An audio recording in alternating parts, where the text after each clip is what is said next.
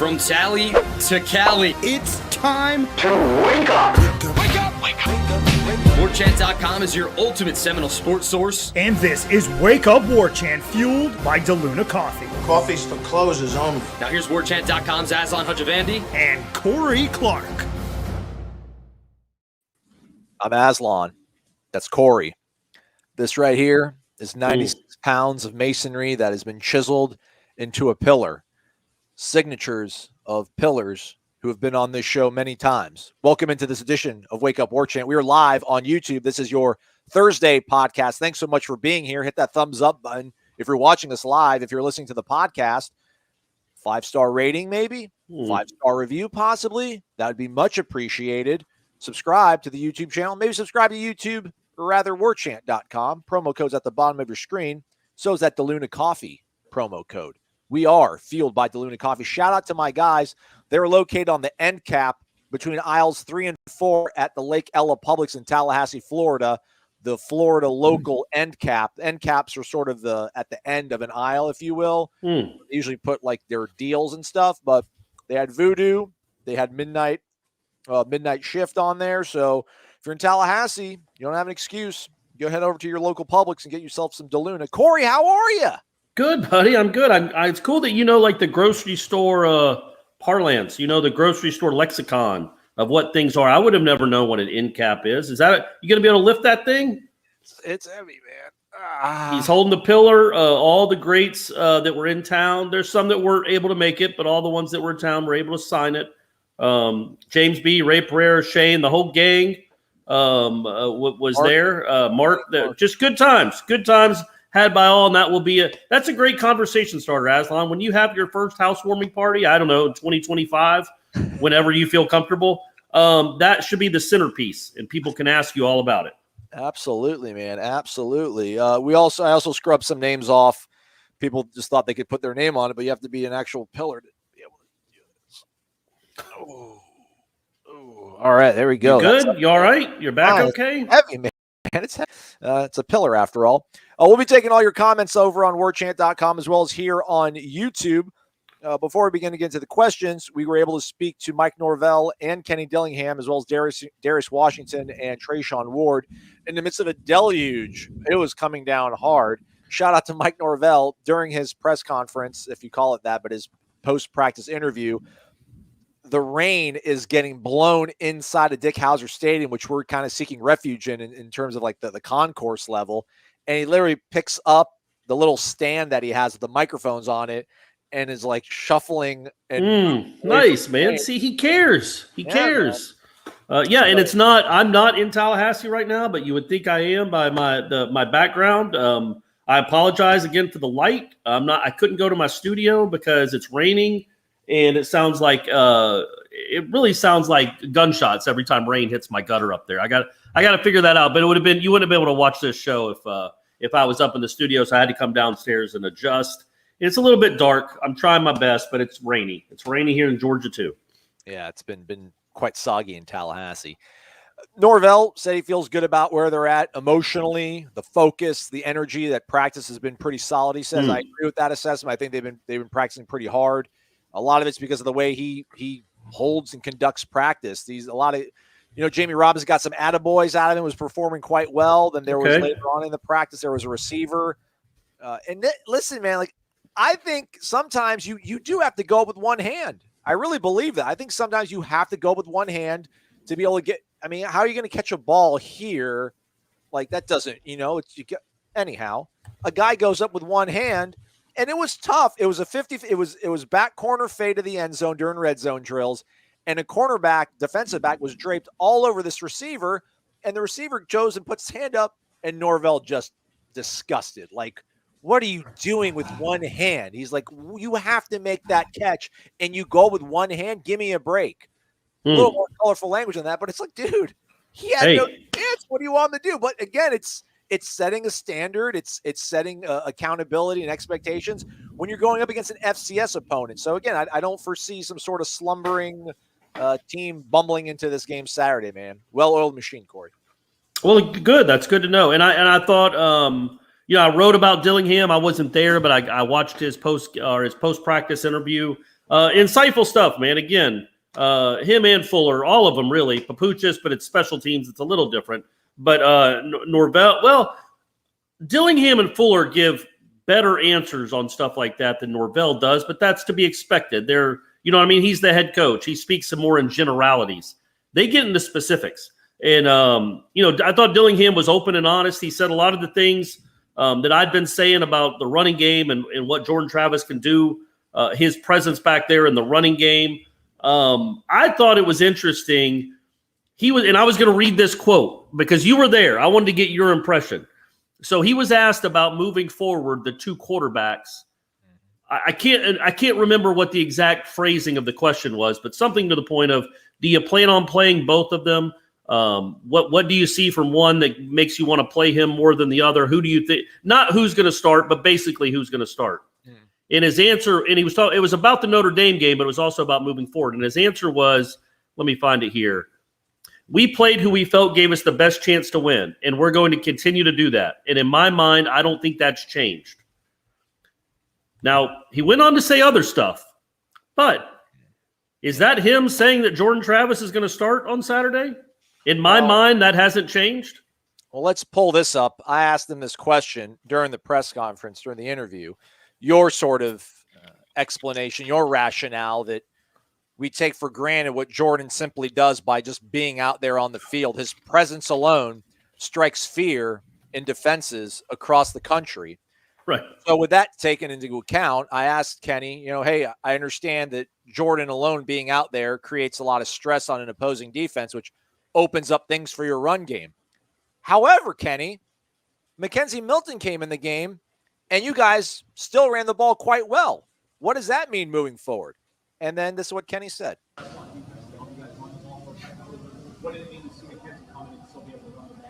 Yeah, obviously, people don't take into account the effect Jordan has on the defense. You look at the running game, and you have to account for Jordan every snap. Even though he's not pulling the ball and he's not running a lot because the defense is taking that away, they have to account for him. So you wonder why we have an 80-yard run. Well, they're down a hat playing Jordan. You may not have that 80-yard run without Jordan in the football game. So there's a lot of things that go into the game. The dynamics of how a team calls defense. If you listen to Brian Kelly post game, he said they had kind of two different plans, one for Jordan and one for Mckenzie, right? One for the different skill sets. So you look at the success we had in the running game with Jordan, right? There's a reason for that. Broke my heart, Corey. Broke my heart. Teed it up for you. Teed it up for you, Kenny. Tell me, yeah, it's awesome. We can run the ball with Mckenzie. We're good. But no, spend 3 minutes. Well, no, but you did follow. There is a clearly a narrative that he is focused on, and it is, hey, Jordan Travis is still pretty good. Don't think that he can't play, and we're going to need him. That's why I think what he said was, it sounded to me like he expects Jordan to start, but it really doesn't. Whether he starts or not, they're both going to play. But the point being, that he didn't answer the question you asked. Correct. But you asked it again, and he did answer it. He said that they had the two safeties, and when Jordan's in the game, that safety comes down a little bit, which opens up more big play opportunities in the run game, perhaps, because once you get through that first level, there might not be another safety there. But he said when Milton was in the game, they backed that safety up, and some runs that might not have gone for a lot of yardage with Jordan in there, busted out 7, 8, 10, 12 yards. They might not go for 50, but they'll go for 15. And I think that was his way of saying, yeah, they get open, they get loosened up both ways. That's some phrasing there, but you know what I mean? Like, I think he was trying to give Milton a little bit of credit, but I think he's an offensive coordinator, in my opinion, that knows that Jordan Travis is going to be a big part of this offense and isn't ready to punt him to the curb after 1 week. And I don't want to. That's what I think. So he was going out of his way. I don't know if he's on the message boards. He should be. What else is he on, Kenny? You better be a member of Warchant. But if he's reading the stuff on Warchant or listening to some folks, he hears Jordan getting a lot of mud thrown at him, and he wants people to know that, not a lot, but some, that, okay, Mckenzie looked great. He's a part of the plan going forward too, but here's the things that Jordan did well that maybe people don't talk about, or here's the things that Jordan brings that maybe people don't appreciate. I thought he was going out of his way today to praise one quarterback over the other quarterback. Yeah. I tried to give him the chum on the other guy, and he didn't. Octavio asked, after what I felt was an extremely encouraging performance, what would it take to make Aslan happy? Hey, I tell you, Octavio, we've been asking that for years. Can we just get 10 out there? Can we get more 10 in our lives? What I did find interesting when we spoke to Kenny, he mentioned that, later on in that answer, go check out the whole YouTube interview with him. That's like a 2-minute, 3-minute long answer. And in video parlance, you don't run a whole 3-second soundbite. So I remember my TV roots. But he did mention that obviously Jordan's helmet came off, and then Mckenzie goes in there and does quite well. But then he said that he mentioned later on in his answer about like Jordan not being able to go. And then I'm like, well, was that like a hot hand? Like if Jordan was doing so good, then why didn't he go back in the game? Because as a helmet came off, it was a hot hand thing. But he said that Jordan physically wasn't able to go back into the game. So again, this is game number 7 now that he's played. And I don't know how many of them he's been able to go start to finish. Yeah, exactly. This was cramps, so it was a little different than like the normal stuff.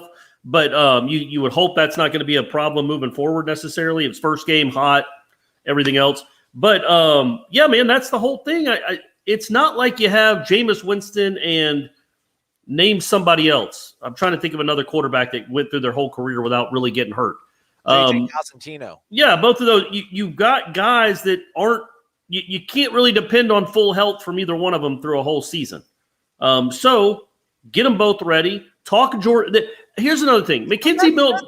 Mackenzie Milton had one. I mean, it was a catastrophic injury, man, but he made himself available for, 27 games in a row. No, right. But it's who he is now, right? And I don't think they think he could hold up through the course of a season, just throwing it 30 times, just dropping back 30 times a game, running around, feeling the effects of 4 quarters for 11 straight weeks. They might be wrong, and they'll see. I'm not saying they won't even try that. But I think what I feel is that Mackenzie Milton could throw 7 interceptions in a row and still feel like he's the best quarterback in the country. I like him. He does not lack for confidence at all. He's a cocksure kid with good reason because he's won a lot of games and thrown a lot of touchdowns. Yeah, he's got that kind of energy. Every time he walks onto the field, he's got that kind of energy. Jordan Travis, maybe not so much. So I feel like you see some coaches maybe trying to pick up the spirits of their quarterback, knowing that they're going to need both of them this whole season. And they don't worry about talking up Mackenzie Milton in the press because they know Mackenzie Milton thinks very highly of himself. That's not a shot. Mackenzie Milton knows he's good. I think they're trying to talk up the other quarterback to let him know he's good too, and they're going to need bodon't of them to win. Yeah, I mean, that's what I would do probably. Shout out to our subscriber, Scotty Wood, I think his name is. Although I don't know, he did start the thread, but I don't know if he did the Cliff Notes. Somebody did the Cliff Notes of Mackenzie Milton's appearance on the Dan Patrick Show Wednesday. And one of the things they put in the little Cliff Notes of the summarization of it was that he said it was quite humbling going from thinking you're the best player on the field to having rods and pins sticking out of your leg. So I mean, just imagine him trying to reconcile all this stuff. But yeah, man, he's all right. And you listen, don't have it. Again, like I think Jordan Travis is here. You think he's here. He's probably there. He's not. He's better than what I say he is. I don't think he's nearly as good as you and I are hope that he is. And there's nothing wrong with hoping that he's going to become something great someday. Right. I think he might be able to. But right now, man, if you can get Milton, if he can stay upright, you got to roll with him, I think. And it's not like if you don't, like you don't know what you're doing, but it just seems to me, man, if they can run the ball okay and these receivers can catch the ball, the way he got the ball out of his hands so quickly and got everything moving so fast in the middle of the fourth quarter of a huge game that been so long, it's just like whatever you were apprehensive about, which was totally valid, man, it has to be quelled. I think when you watch Norvell, especially Dillingham, when you watch him talk about the quarterbacks, there's a method to what he's saying and why. And I just bring it up again. Like he even brought up what I brought up. Like, yeah, Milton came in and played well. What Jordan was going against a fresh defense. Milton, like he's coming up with all these excuses. I don't know if excuse is the right word. Did he say the fresh defense thing? Yeah, early on when he was talking about Jordan, he's like, it was my fault. I put him. We saw something we hadn't seen, which was true. We saw some looks that I hadn't prepared anyone for because this defensive coordinator had never done it ever. And so we were confused the first drive or two. And on top of that, he was going up against a fresh defense. The point being, again, they know if Mackenzie Milton's healthy, they know what he can be. And I think he proved that a little bit. moving forward, I just think they want to keep Jordan Travis engaged, know that he's a part of the game plan. Maybe he starts against Jacksonville State. It really doesn't matter. What matters is who starts against Wake. That's what matters. That's where we're aiming towards. I think they both play. I think they're trying to build Jordan Travis up. So say he goes up against Jacksonville State and goes 14 out of 19 for 180 and runs for 2 touchdowns. Build him up because you're going to need him, even if he's not a huge part of your game plan against Wake. You're going to need him moving forward this season at some point. And Mckenzie doesn't need any building up. Mckenzie knows he's a bad MFer when he's healthy. Again, a little bit goes back to the whole 4th down decision to go for it, and Norvell saying, like, I coach to win. I think we'll find out, I guess, probably not Saturday against Jacksonville State, but probably we'll find out Saturday in Winston-Salem. Yeah, I mean, again, I would not be surprised at all if, depending on how Milton looks, if he comes out and looks just as sharp in a bigger sample size, and I know it's Jack State, not Notre Dame, but if he still looks the same, still making those throws and moving that well, then I would not be stunned at all if he starts in Winston-Salem. By the way, Fiddle Griddle says, got to meet Corey at Horizons. Thanks for taking the time. Hey, you got it, Fiddle Griddle. I don't remember what your name was in real life, but I appreciate you coming to Horizons, man. That was a real fun time too. Andrew Williams Watson, do we really think we're back? No. I think we only came back because. Whoa, look at Corey. No. Well, no. I mean, back is in what we grew up. What I grew up. No. Nope. I mean, this is a team that can compete for the ACC Atlantic this year. I mean, that's not what we grew up with, but that's in the thick of things. But at Florida State, when you're talking about being back, you're not talking about back to competing for division titles. You know what I mean? That standard, the standard of back is a little higher in Tallahassee. So when I think of that, I think of top 10, perennial top 10, top 5 program. Well, it's a little bit different now with Clemson. So if you can beat them, then that's slaying a dragon. But nonetheless, your point is taken and valid. Thank you. Andrew Williams Watson continues. I think we only came back because it was a home game, first game since the passing of Coach Bowden and Milton Magic. That was a terribly coached game. What say you? Go Noles. Well, I disagree with that. The Milton Magic helped, but I mean, look, no matter why it happened, and that's not something this program has done in a long time. Is come back from an 18-point hole, especially against a top 10 team, and they had 28 points before Milton ever stepped foot on the field. So they were doing at least okay before he came in and almost rallied them back and saved the day. Shout out to Rob Krause. In case you want to know about Jacksonville State, let's do it. Scott, report on Jacksonville State. They can't throw past 2 yards. They can't run at all. They bite on play action a lot, even a sluggish start. There's plenty of chances for FSU to tighten things up. Thank you, Rob. Appreciate it. All right, Rob. We appreciate that, man. And in the wind, it's a little hot right there. It might be a little bit hot there. Sorry about everybody on the podcast. Hey, I didn't get to sign the pillar. Hashtag Go Noles. Hashtag Internet Pillar. Hashtag Horn Gang OG. Yeah, he's in Jersey, I guess, in the wind. In the wind said thanks for the Jersey shout out yesterday on the show, by the way, Corey. I don't know if he was the person you met from Jersey, but he's just repping Jersey. I don't remember him telling me if that was him, that his name was In the Wind. But yeah, all right. Okay. Well, it was very nice meeting you, In the Wind, if that was you. And even if it's not you, In the Wind, we appreciate you, man. I didn't know that was you, or you could have signed the pillar. Next time, my man. Yeah. William McMillan, thank you very much. Super sticker on the screen. Enjoy it, everybody. 5 American doll hairs. Daddy Mac. Thank you, Daddy Mac. Thank you very much. And look at this guy. He's back. What are you doing, Shane? Look at this guy. Lunatic. I love it. Let's go. Dollar bills, y'all. That gets everything. That's $200 American dollars from Shane Kirkley. What are you doing, man? Just to ensure you know how much your hard work is appreciated from a. Hey, come on, man. You could have just typed that. I feel like Shane's going to be a big part of my life here moving forward. Stephanie really likes Michelle. That's his girlfriend, and Stephanie is mine. They got along really, really. And I like Shane. That sounded like I would only hang out with Shane because of the Stephanie and Michelle. But yeah, that's one of the, he's one of the pillars. But Shane, you're the man. Hopefully, I'll see you this weekend if you're in town. You said you were going to be in town, so hopefully you are. And Michelle too, your better half. But yes, too kind. You don't have to keep doing that. It's awesome that you do. Please ask a question. Please ask a question. We can't just watch Aslan pet a pillar. Have them ask a question that make Aslan answer. All right. Thank you, Shane. Let's see here. Robert Laster. Got a question, fellas. Do you think our Noles will do like they after NC last year? We played so good and then fell off bad afterwards. No regression, man. We're climbing now, brother. We're climbing. Yeah, I don't either. But I also didn't predict Louisville looking like it did last year. That was crazy how bad they looked after that North Carolina game. That was bizarre. But no, I don't foresee that. I was just so encouraged by what they did in that. The North Carolina game was they got up huge, they jumped out early, and then almost got done to them what they did to Notre Dame. Like they gave up, I don't know, the last 17 points of that game, didn't score in the second half, couldn't really stop the bleeding.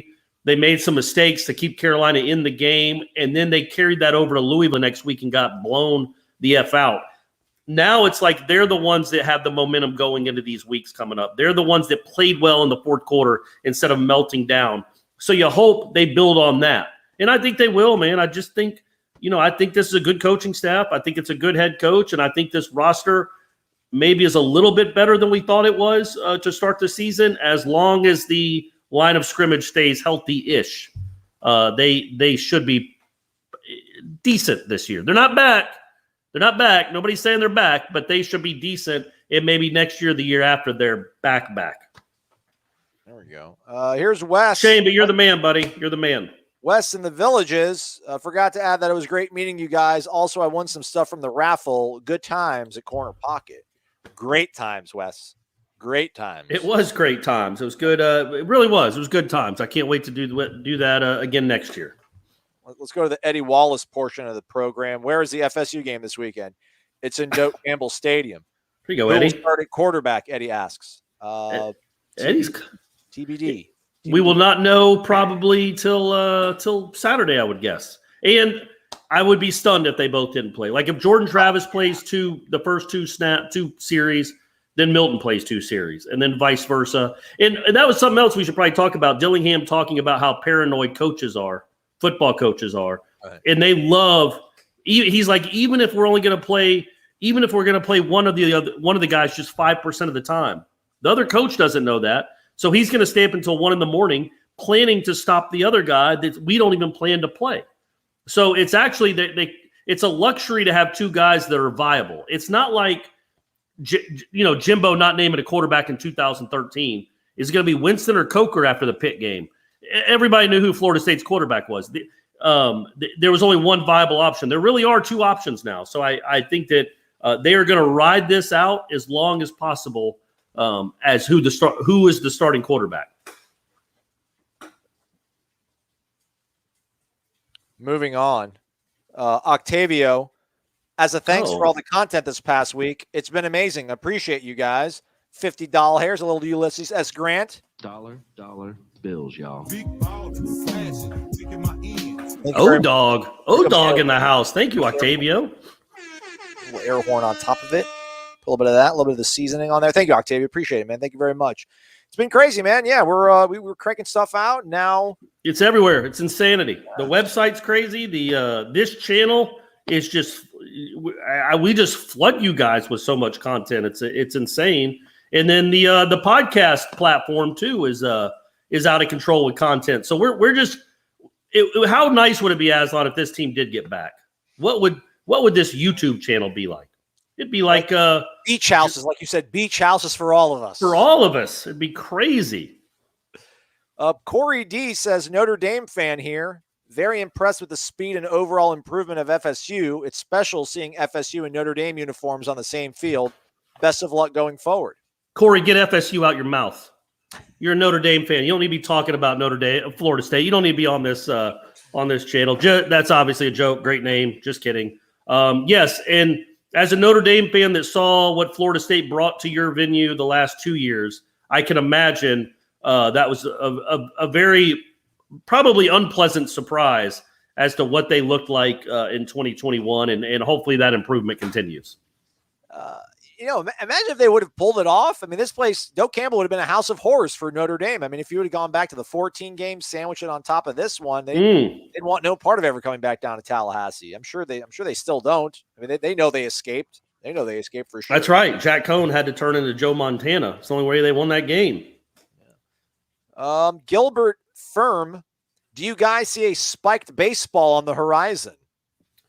What was the score of the Jack State game, their first game, Aslan? I thought they got shut out. I'll pull it up I right did too. now. But so people that don't know, explain to them the spiked baseball thing. That was a thing started by Chip Baker, who was the a Florida State assistant baseball coach at the time. He's now like director of baseball operations, but he's still within the program.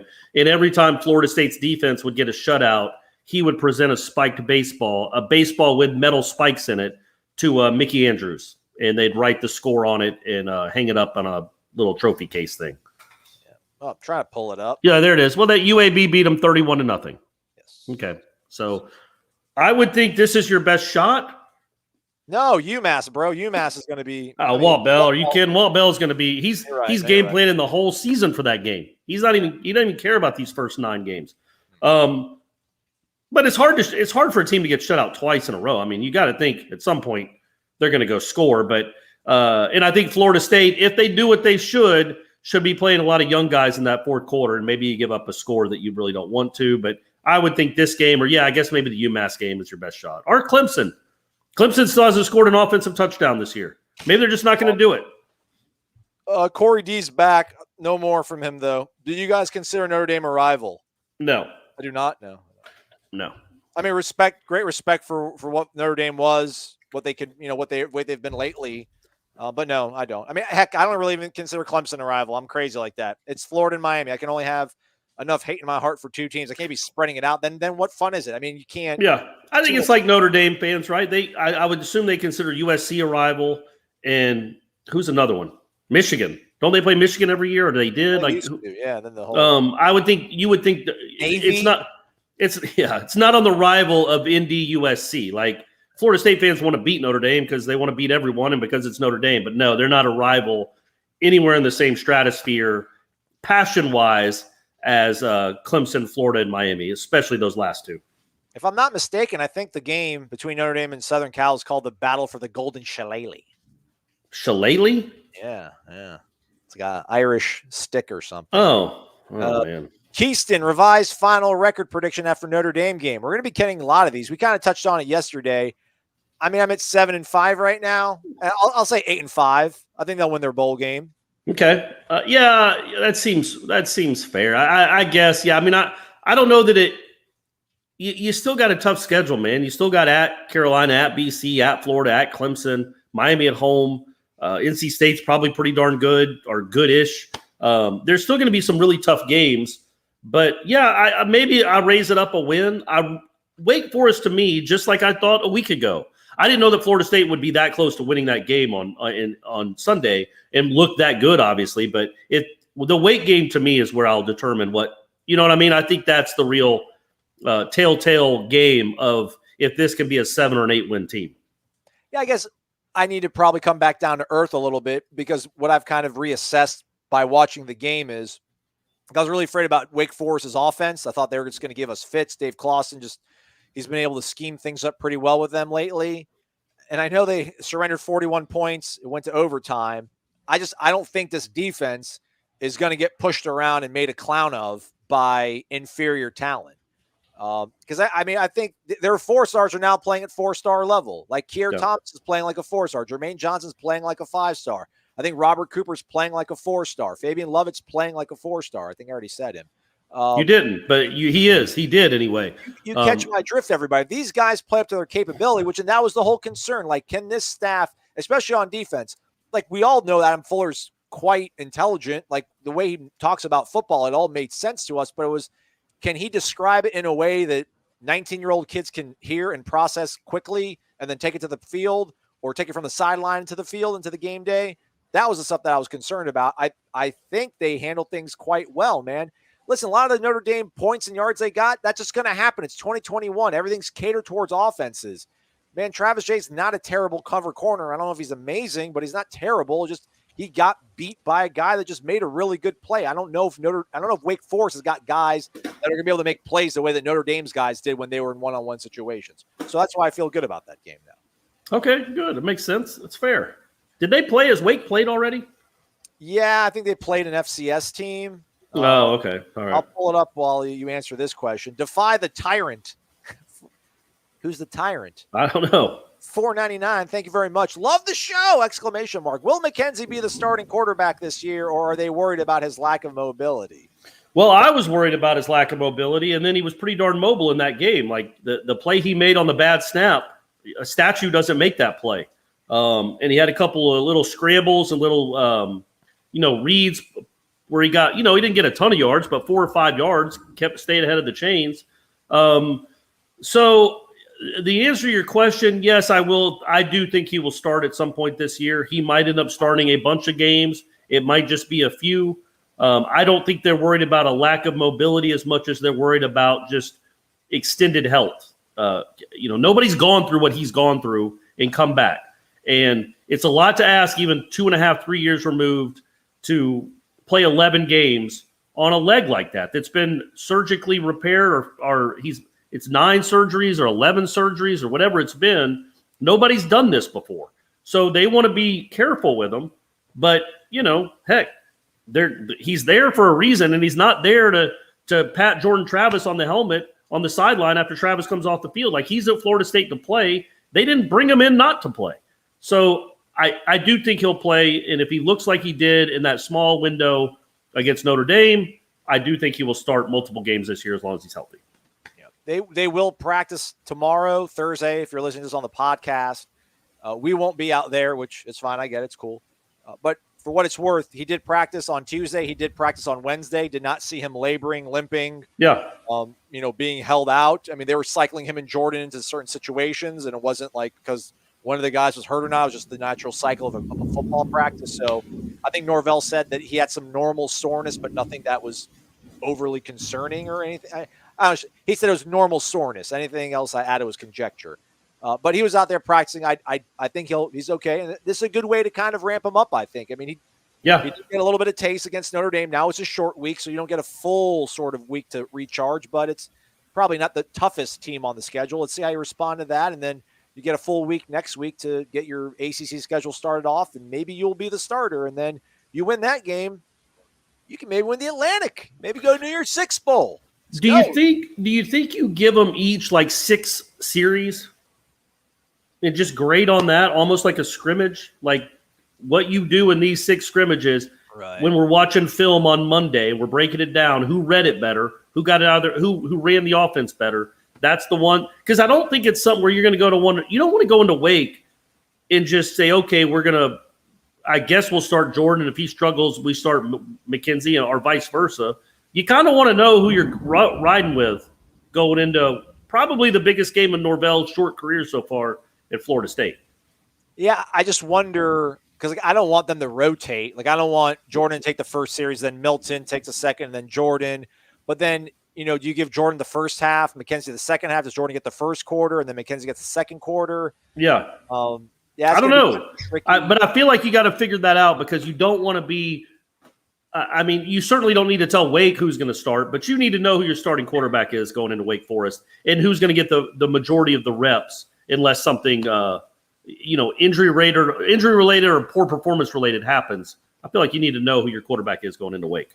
Yeah, I would hope so, man. Again, I think that, Mckenzie didn't show them what they wanted to see in practice. I think whatever he did on Sunday, spoke volumes, man. And I think if he has a few good series against Jacksonville State, then I'd expect him to start against Wake Forest, but that's just me. That's just me and probably some of my wishful thinking. Again, not trying to dog you, Jordan Travis. I think you'll be awesome in 2022. I think you're pretty solid right now, but I think I'd like to ride with this guy and see where it leads us. Eric signed the pillar. He's a pillar.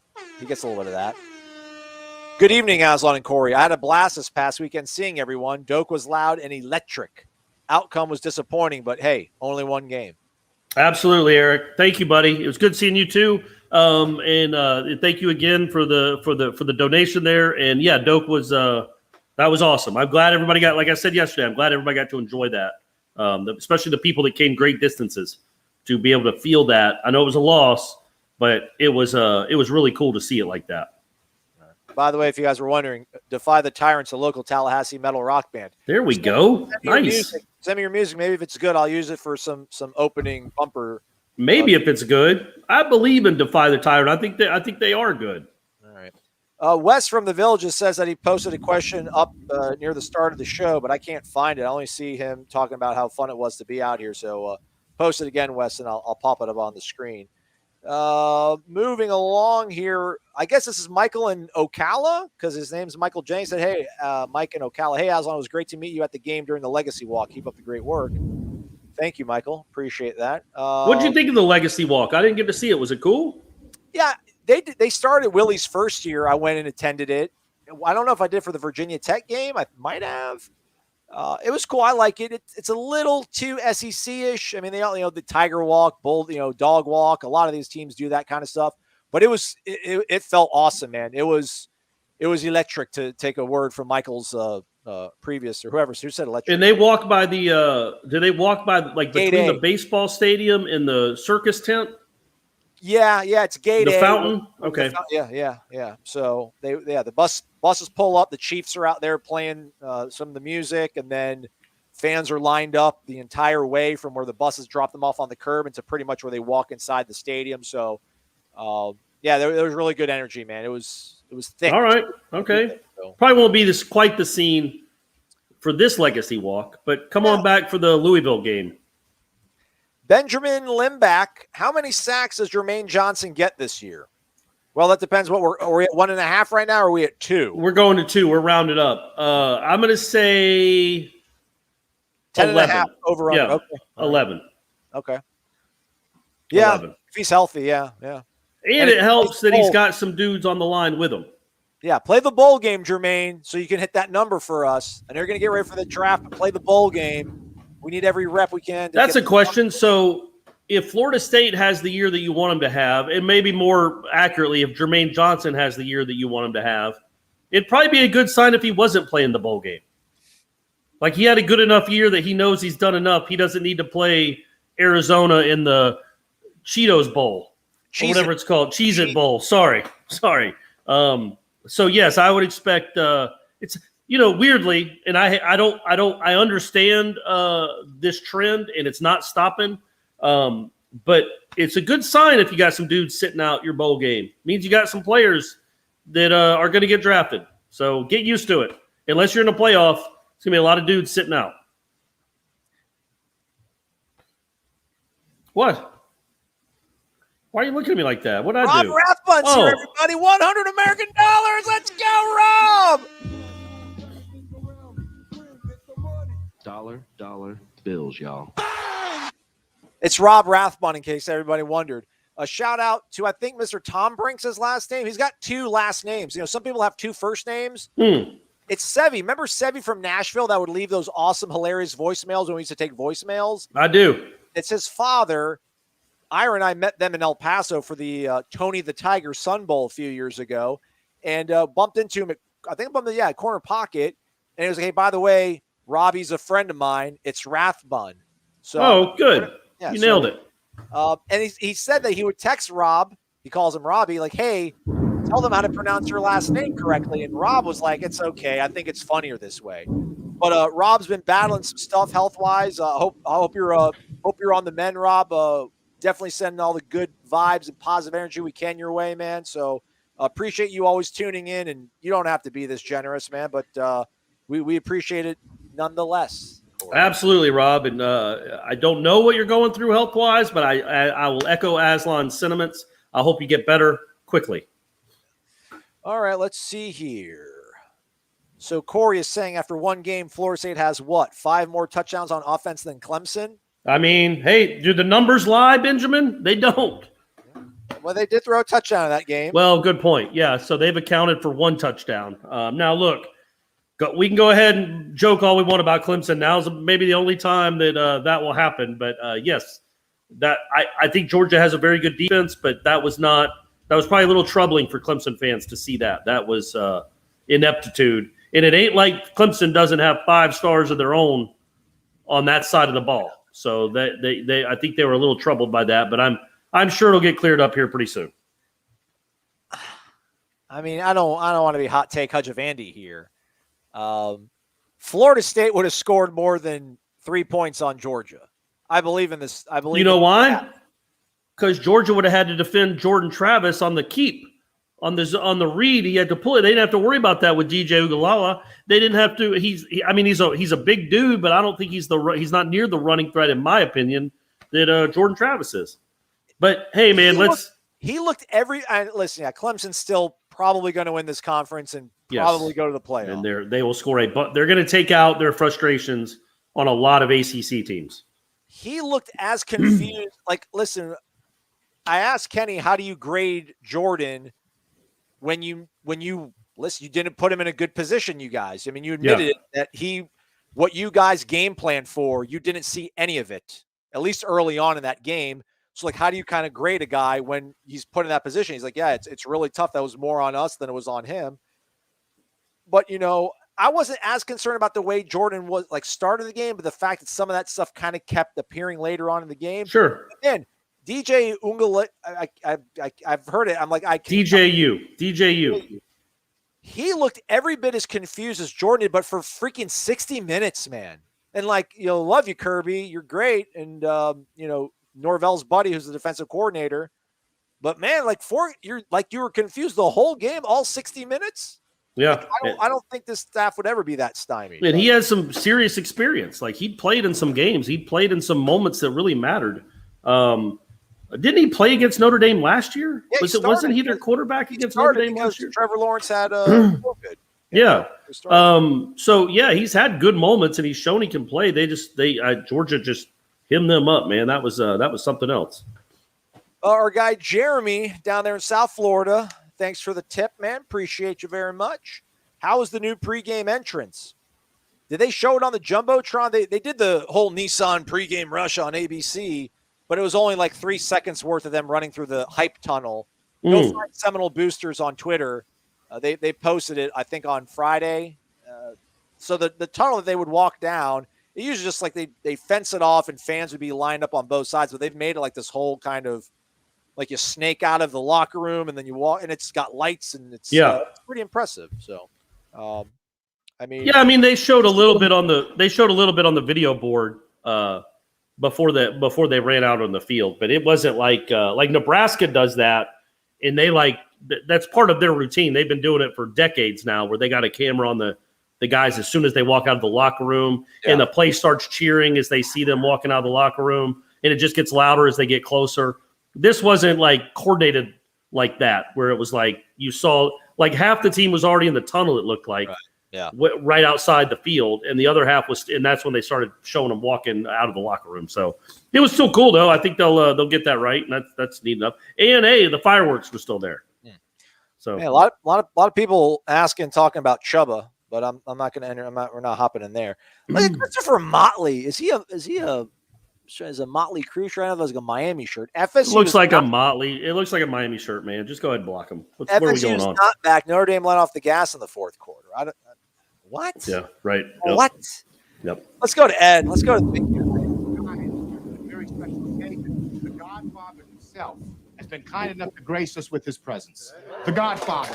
This is his damn house. He lives there. He sleeps 20 feet away. I will never not smile when I hear that. Ed, thank you so much, man. How about a little bit of this for you, big guy? How about a little bit of that? Oh, there you go, Ed. How'd that feel? $50 from Ed. Thank you, Ed. Thank you for this delicious coffee. Thank you for DeLuna. Thank you for these tumblers. Thank you, man. Check out the website, delunacoffee.com, everybody. Explore the world of coffee. Explore the space. Great game, great crowd. I am impressed with our team. It's going to be a good year if we stay healthy. I agree. Good to see all the Warchant followers and Warchant crew. Courtney said to tell you both hello, and especially Stephanie. Yeah. Good. All right. Yeah, Stephanies Everybody loves Stephanie. She's the belle of the ball. Seriously. People like her a lot more than us, with good reason. She's probably she's definitely a nicer, funnier, more fun person. But it was a great game, or a great crowd, and I was impressed too, Ed. I'm right there with you. Godfather. I was very pleasantly surprised by everything that happened on Sunday night.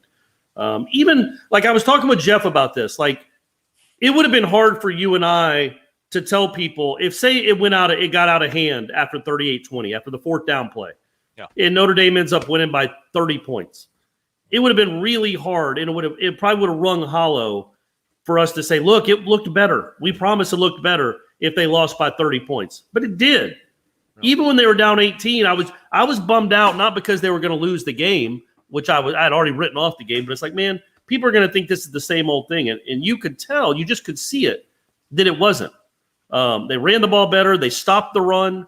It really helped a lot for our purposes that they came back and almost won that game. But I thought they were more impressive, which isn't saying much. They had taken a step even before that fourth quarter, I thought. I mean, I know we just talked about how terrible Clemson's offense was, and Miami really wasn't able to get a lot done against Alabama either. But I mean, listen, Tulane was displaced. They were supposed to play a home game against Oklahoma. That game ends up being played in Norman on a true road game, and they had the ball with a chance to win the game in the fourth quarter. I think they scored 30 points. 35, yeah. It's 40 to 35, yeah. We do have to kind of recalibrate the way we look at defensive football. And I know, the first touchdown they scored was I think a little bit of that was they got a little bit excited for the third down stop. And they didn't know that Notre Dame might go. Yeah, they didn't get the play. The play was not communicated to the players in time for one reason or another. Outside of that, the defense, I thought, played pretty well. So, again, that was the huge concern. Quarterback was a concern. I think quarterback will solve itself sooner than later, and I think the defense is going to be quite good. I mean, we talked about them making, and listen, a lot of people wanted to be optimistic, and I would scoff at them, like, hey, we're 109, like, what if we're a top 20 defense? I don't know if we're going to get there. No, but man, I think they'll be. We were like, just be 60th and decent. Like they might be able to be top 50 and good. Maybe again, it'll come down to health on that front line. But I also think one of the most encouraging thing is that it did look like you have a chance. You're not there yet. We'll see. You have a chance to have a pretty elite offense, like a top 25 offense. A top. Last year the offense was almost as bad as the defense. Like the offense wasn't good at all. If you can have a top 25 defense or offense that can average 35 points per game or 40.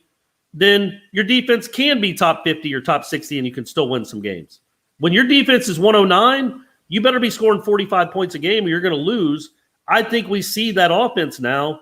You see, okay, that thing's going to play, and that might be one of the better offenses in the country, if at least the conference, when last year it wasn't. That offense took a big step too, I thought. A very important step. Let's go to a pillar. Yeah. M. Adams CZ here on this piece of granite. Wake up. I'm feeling the statement game is imminent, like a beatdown of a good team. Which game do you like? Go Noles. Love you guys. Well, Jacksonville State wouldn't count as no. I don't think Louisville would. Listen, you go beat Wake Forest 42-17. Oh, absolutely. 42-21. Yeah, if it's something like that, I mean, you'll take 42-41. You'll take 35-34. You'll take whatever you got to do to get a win. But if you go, nationally, it won't. Sure. Some people might be like, "Oh, hey, watch out for Florida State." But us, this little cocoon, right? Yeah. But a convincing win over Wake Forest would, this team hasn't had a lot of those in ACC play in the last half decade.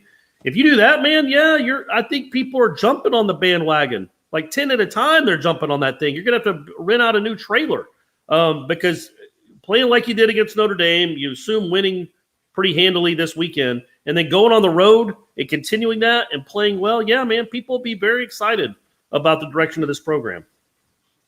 Thank you, Mark. Appreciate the question, man. Also, your question on Renegade Express. We'll do Renegade Express tomorrow, Friday podcast for everybody that's listening to this on the podcast. Also, by the way, hit the thumbs up. Yeah. And if you use SoundCloud, stop it. We're going to be eliminating SoundCloud pretty soon. Snapper King asked, Corey, who has the better season, Andrew Parchment or Malik McLean?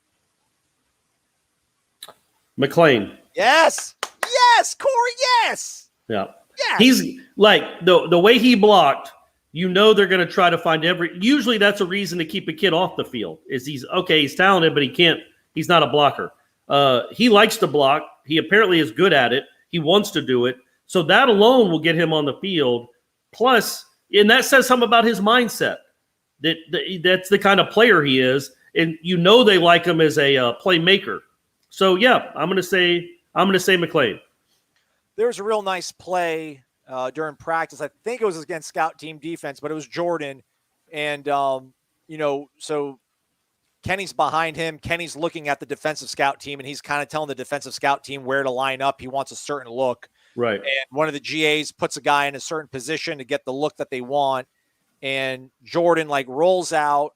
He's coming down the boundary side, like the short side of the field, which is where I'm lined up on. And Malik McLean's got somebody draped all over him. And it was a hell of a throw by Jordan. It was low and outside, towards the pylon and the boundary where nobody else was going to get other than Malik. And Malik, he didn't even drop to anybody. He got so freaking low, grabbed it softly with his hands and just flipped his hips and went upfield 1 yard and was in the end zone for a touchdown. And Norvell's does his not Gus Malzahn fist pump, but he has his own kind of branded fist pump that he does when he didn't go boom, boom, touchdown against the scout team. Yeah, he didn't do boom. But yeah, Malik McLean is a dude. And the way they talk about him, man, the way they talk about him. Yeah, they said today they said he's not a freshman. He is technical, but he's not a freshman. And he enrolled early, so that helped. But the way they talk about him, they think really big, really, really highly of him. And for him to block like that and be a key member, a key part of some big plays in the running game, I don't see him coming off the field a ton if he's healthy. I think they really like him moving forward. I wanted to say there's a play, and I don't think I've mentioned it yet. I thought one of the worst plays Jordan Travis made that Mackenzie Milton wouldn't have made was it might have been the first series of the game where he threw the screen to Jashawn Corbin. Mm-hmm. It was blown up. The play was not going to work. He rolled out to his right. Jashawn Corbin has his back to the defense. He's 6 yards behind the line of scrimmage, and Jordan Travis throws it right to his chest. He catches it and then is immediately tackled for a 6-yard loss. Some of playing quarterback is knowing not to do that. And what I think Mackenzie Milton does right there, it either throws it right at his feet like Tom Brady or throws it out of bounds. Because what's the point of completing that pass? You're running back. You have to know in the moment. It's a lot of stuff to calculate very quickly. You have to know in the moment, okay, he's open-ish. He's open like I can see his number, but he's 6 yards behind the line of scrimmage and his back's to the defense. So as soon as he catches it, he's going to be tackled. We're going to lose 6 yards. I have to throw this away. Those are things that an inexperienced quarterback does that somebody like McKenzie doesn't do as much. And I don't think I brought that up, but that was a disappointing play because you want him to know in the moment, throw that thing away, dude. 2nd and 10's a lot better. 2nd and 16, you're punting. 2nd and 10, you still got a chance. There's no way Jashawn Corbin's going to make that dude miss by shaking him with his back and then spinning around and running. Like he's going to be tackled. His back is to the defense. So that's the things that you learn the more you play quarterback. Yeah. Well, when you're like a 52% completion percentage for your career, you want to complete everything you can. So you're like, all right, let me get my guy. Right, yeah. He would only have been 8 of 19 if he hadn't completed that pass. Hey, everybody, check out mybookie.ag. We talked about this yesterday. It's ridiculous, but it's a real thing. Go to Sportsbook, and then you go pick their lock of the week, lock of the season. Any team scores, you win between the Cowboys and the Buccaneers. Literally, as long as it doesn't end in a scoreless tie, you will win money. Just know that you can only bet $27 on it, which means the maximum you can win is $25. But again, it's all about stacking W's, everybody. Lay a foundation. Get a win early on in the season. Bet on this. Brag to your friends that you won. You don't have to tell them how much you won on it or what you actually bet on, but you can say, yeah, bet on the score of the game. And then don't give any more details. Don't give it away. But check out mybookie.ag. Use the promo code WARCHANT. If you're a first-time depositor, they will match your deposit. So you put $100, they'll give you $200. And then you can bet $27.50 of it on this game, and then you'll win $25. You can't lose. I mean, can you imagine if it went scoreless? I can't imagine if it would. They're legitimately giving you money to play with. That's what they're doing. So go do it. Yeah. All right.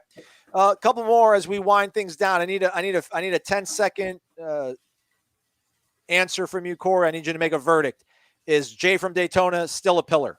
I say no. He's been gone for too long. You can't. Jay, that's a problem, man. We don't hear from you much either on the when we were back when we took phone calls, and that'll probably be starting back up again or at some point. But also, you got to be a part of the show more, buddy. And we didn't see you this weekend. I would have loved to see you and meet you in person. You're on the cusp. But I don't know. But he was such an integral part of the beginning of the show. You know what I mean, Aslan? He was integral there at the beginning. Started a lot of good conversations. So He's a good jury's off-season. still up. Yeah, he's an off-season. Like, he's off-season, he carries us. So I guess, all right. Yeah, all right. Not, you got starters, you got middle relief guys, you got closers. They can all be valuable pieces. They can be pillars. So we go to the bullpen for him when it's May and we're struggling to talk about something, and Jay delivers. Listen to what Chad Humphrey's saying, everybody. Hit that like button. We really would appreciate it. It matters. It affects things. I'm not going to lose my job over this, but just hit the thumbs up. It does help a lot. Rontarius 7K Jackson, do you think Travis Jay should start Saturday? Let's not give up on my man Travis Jay now, everyone. Let's not give up on him. The first touchdown, that wasn't a great play. The second touchdown was an incredible throw. I mean, I don't know what – I guess he could rake his arm down as he's catching it. The dude just made a great throw, and it was a pretty darn good catch in traffic. And it's Notre Dame. He wasn't playing, the Sisters of the Poor. So let's see how he developed. It was also his first game ever at cornerback, right? At least I think. Yeah. Let's see, man. Let's see. He's still young. He's barely played. He's never. Imagine your first start at a new position, because against Notre Dame on national television, and they're taking shots. He was in position. He was not getting run by. You love that body type. You love the athleticism. No, don't give up on him. Yes, I think he should start. And then, I think Kevin Noles should play more, and he will. And then, he's a teacher's pet. Tuesday, when we're doing the interviews with Norvell, he's walking behind everybody in the media. He's like, best coach in the nation. Oh, there you go. Hey, that's smart, right? Yeah. That's smart. That shows he's heady. Yeah. He's not just skill on the field. He's heady. He's a thinker. Don't give up on Travis Jay, man. I think Travis Jay has a chance to be a pretty darn good football player. I will say Jarian Jones's arm, his lower limb is slowly evolving into something that looks more like a human hand. Isn't that an upper extremity? Wouldn't a lower extremity be your leg? Yeah, lower arm. Sorry. You're right. Yeah. I apologize. The lower part of his upper extremity. There we go. Yeah, we'll try to be as vague as we possibly can. He would push him. I think that would be the guy that would probably. But that's good, right? Like, you need that. Absolutely. In Dotson and in Brownlee and Knowles mixed in there too. You got some real competition there. Jones hadn't practiced a whole lot, but I'm not ready to give up on Travis Jay at all. We got to get to our guy, Ray Pereira. He's here. His presence is being felt. Ray, by the way, here it is, man. I'll pop it out when we give you your shine. You deserve it. Wes from the Villages, the question that we missed. What do you guys think about Mckenzie and Jordan Travis on the field this weekend for a series, just to see what that looks like? Yeah, I think that will. And I haven't seen it at practice. I really haven't. And if I had, I wouldn't tell you. Actually, you know what? This is all. You're right. This is all they do at practice is put those two guys on the field at the same time. But I would not be surprised to see that at some point this year for sure. I don't know if it'll be this game, but yes, I think that's something that they will incorporate. They did it last year with Blackman and Travis. Remember, Travis had that crazy minus 12-yard sack against Miami. So it didn't work out, but yes, I think they will do some stuff like that. Well, wasn't it like a scoop and score or a pick six? Because didn't that Jalen Phillips guy from Miami get the ball? I don't remember much about that game. I remember Jarian Jones doing the finger wag that Miami scored on their first 5 drives of the game. On the better things, it's Rob. He's back. Rob Rathbun dropping $50 more our way. Rob, knock it off, man. He says this is for Steve Tombrink. Great fraternity brother. I think he still has Saga food tickets from 1979. This guy I know. Nice. That's a compliment, Steve. What are Saga? Is that like what Florida State student? That might have been like, it used to be. They were called Knoll Bucks when I was in school. Oh, maybe back then they were Saga food. Yeah, I don't know. But no, Mr. Tombrink was living the good life out in El Paso. Every year I guess that's part of his family's tradition. They would go on family vacations. Maybe not vacation, but they would go on bowl trips whenever Florida State was in a bowl game. Okay. 20 flipping years in a row until whatever happened. Yeah, it was longer than that. Rob, thank you so much, man. There's our guy. Jason Parker. Jason Parker just jumped in front of Ray. What are you doing, Jason? There's rules. This isn't the Wild West. Look at Jason Parker, man. He's trying to get his name on this thing. Maybe you can like DocuSign something and I can print it and put it on there, but Jason, you're the man. You have become an Insta pillar. You weren't here for a while, but now you've really latched yourself on. You're a part of the show, integral. And I love that you're very nice, clearly, and you have good taste. But he must have been doing the Siri into his phone, because instead of saying "I apologize if this has already been asked," it says "I apologize if this is Bernardi ass." That's an all-timer, man. That's good stuff, Jason. Or maybe you typed that out knowing that I would assume that. But either way, that's awesome. Amazing. You're like our forensic science. Way to go, Corey. I'm like, why? How did that come out? But that makes sense if it's already been asked. Any word on how Milton's knee is holding up after the game, Jason? When you throw $100 American, we can replay and answer. I think Ira asked Coach Norvell about it after practice on Wednesday, and he did say that Mckenzie had some normal soreness. But again, Mckenzie was out there all day Wednesday performing and practicing, running with the ones in certain situations, and and he was out there. He was out there on Tuesday, moving like in plays, like rolling out. He was not. It did not look limited, really, to me at all. So no, that was not a Bernardi-asked question. That was a good question, Jason. We'll always answer that.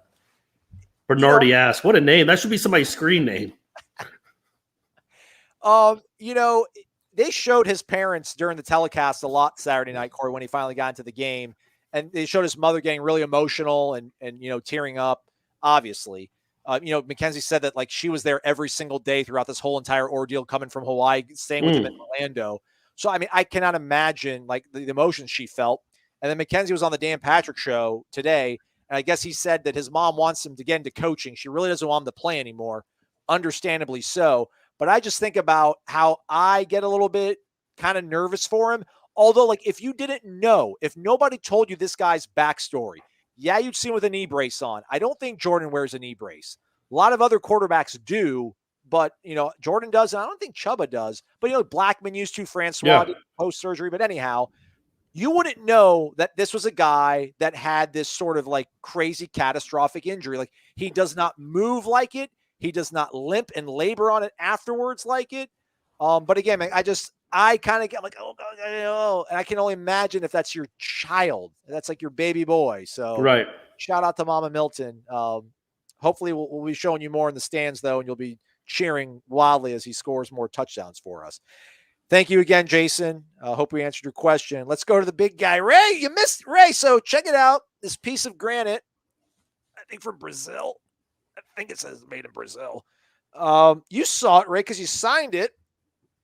I mean, it's up here now, but I'll bring it out when you guys ask your question. I didn't do it for you, Mark. I apologize in advance, but glad to be talking about next week instead of next year. You're caressing that thing. Ain't that the truth? Ain't that the truth? I'm like Trump with the flag. Great to meet you both. Maybe we use the tight ends this week. Let's go. Yeah, that would be nice, right? I don't know. What do you – Ray's not. You kind of were. What was – there's several people have been asking about tight ends. So what? I had no qualms with the offense. I thought the offense looked great. I thought it looked explosive and diverse and dynamic. I think there's some plays to be made over the middle of the field, especially the more you run. And those guys need to be a part. You can't just maybe you can. You put up 38 on Notre Dame without using the tight ends at all. So in the passing game anyway, they're a big part of the running game. But yeah, so I just think I think that's a part of what Norvell wants to do, what Dillingham wants to do. I think a tight end is an important part of their offense. And so you want to see it incorporated a little bit more. But yeah, I guess it doesn't all that much matter. Marquise and Douglas made a freaking awesome catch today. Oh, Biscuit coming through. Man. After we're done talking to Kenny, I'm like, what do we got to do to get Biscuit on the field, man? And he was like, oh, you see that catch he made earlier? Went out like this and caught it. Yeah, I'm like, yeah, I saw it. He's like, yeah, he's coming along. But he didn't commit to it. So right. We're trying, though. Free Marquiston, man. We're trying. And Ray, you're the best. It was awesome meeting you. I hope I get to see you again. That was a weird thing to say, but I do. I hope I get to see you again and hang out a little longer than I did the last time. And yeah, I'm with you on the tight ends. I think it's who we'll see. Jordan Wilson, we'll see what I think he's very big in the running game. I think Cam McDonald could exploit some matchups depending on the teams. But yeah, I just think there's probably, especially in the RPO stuff, I think there might be some tight end stuff open in the middle of the field that instead of a 7-yard run, maybe you get a 21-yard pass to the tight end. That's what I'm looking for this week. I want Cam McDonald to have 3 catches for 50-something yards. No doubt. PYT, also known as Premier Youth Theater, one of the leading theaters of youth theater in Central Florida, I think. The reviews are in. However, we are still 0-1. Amen. We will have a hit if we are 5-2 at intermission. Go Noles, thanks for all you do. A hoot? We will have a hoot if we're 5-2 at intermission, or will we have a hit? Like a hit? A hit. Like it'll be a good season. Okay. If after the 7 weeks before they go to the bye that they're 5-2. I agree. Yeah. I think isn't there bye before Clemson though? No. UMass, I think. Okay, so they'll have played Clemson in the first 7 games? No. You're right. Yeah, they go. Yeah, I mean, there's 5-2 would be. I mean, where this program has been, I don't know if they've been 3 games over 500 since the Orange Bowl. In fact, there's no way they have.